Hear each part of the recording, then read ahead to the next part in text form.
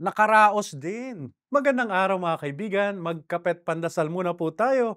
Ito po si Father Nono.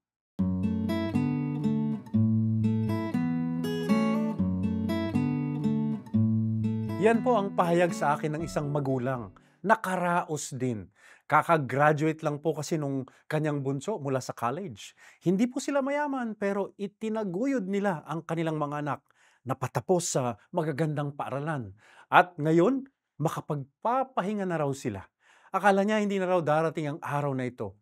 Hirap na hirap silang mag-asawa pero talagang nagsipag lang sila, sobrang sikap. Sabi nga, pawis, luha ang kanilang naging puhunan. At ngayon nga, lumuwag na ang buhay. Naisip ko po, gano'n naman yata talaga ang buhay, di ba? Sabi nga, things do get better.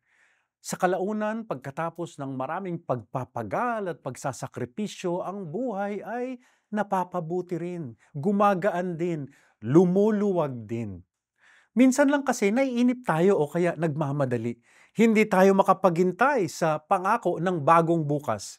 Pero kung magtsatsaga tayo, magtitiis, magsusumikap, pasasaan ba't bubuti rin ang buhay.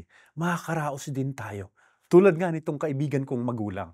Kaya sa mga nahihirapan po ngayon sa kanilang buhay, may hinaharap na krisis o pagsubok, kapit lang, sige lang, padayon lang.